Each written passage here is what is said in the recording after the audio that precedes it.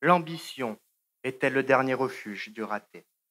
Vague question à laquelle nous invite ici Oscar Wilde, qui anéantit du même coup votre envie de passer un samedi soir agréable et sans prise de tête. Car oui, mon cher contradicteur, si l'on s'intéresse réellement au sujet, vous verrez que la complexité est tout entière.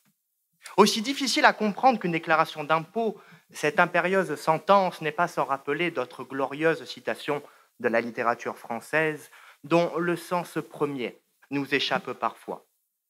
L'existentialisme est-il un humanisme, se questionnait jadis Jean-Paul Sartre. Tais-toi et aide-moi coucher les gosses, l'aurait répondu Simone de Beauvoir.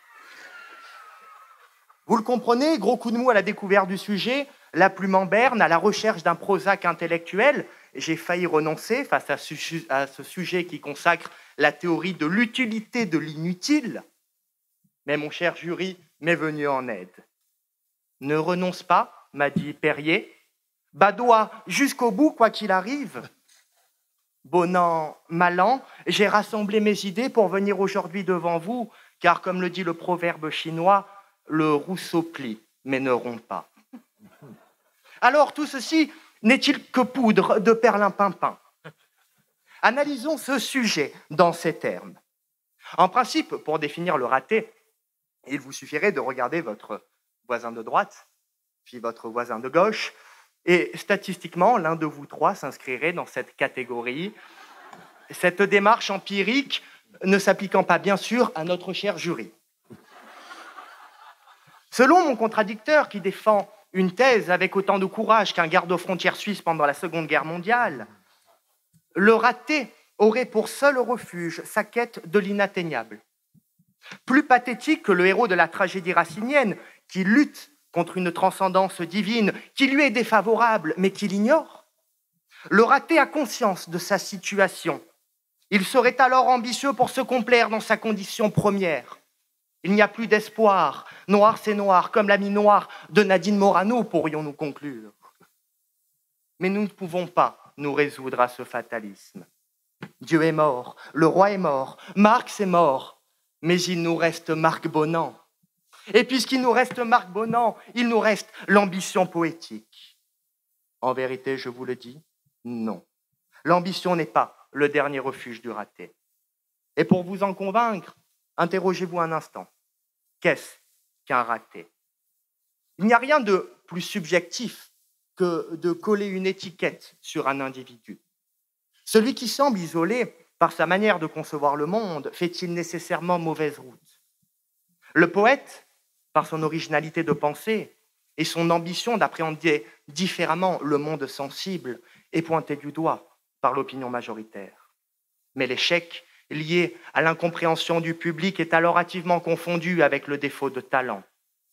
Notre artiste raté devient cet albatros baudelairien qui hante la tempête et se rit de l'archer, mais qui, une fois exilé sur le sol, voit ses ailes de géant l'empêcher de marcher.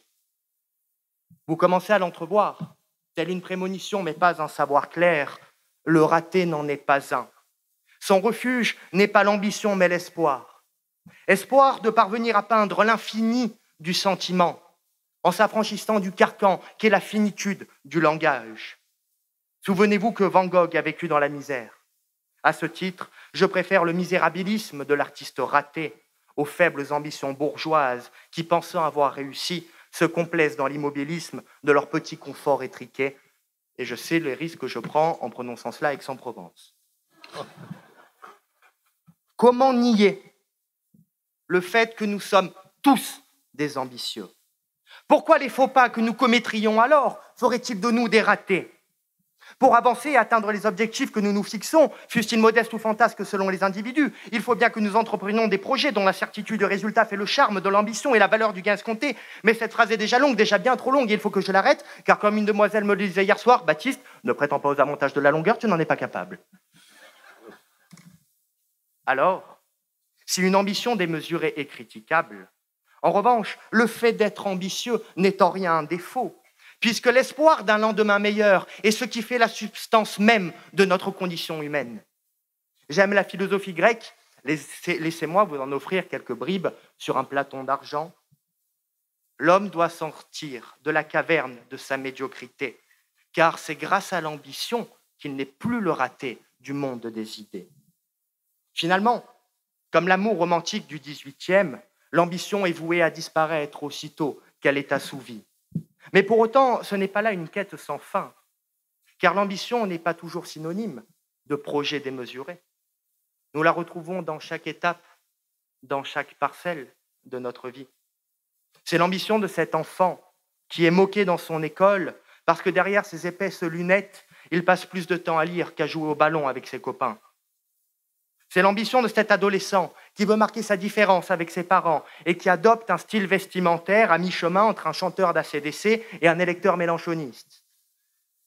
C'est l'ambition de cet étudiant qui veut déclarer sa flamme à celle qui sait être l'amour de sa vie, lui qui veut lui dire « je t'aime d'amour », mais qui subit les colibés de son ego sous-dimensionné, qui lui insuffle qu'il n'est pas assez bien pour elle.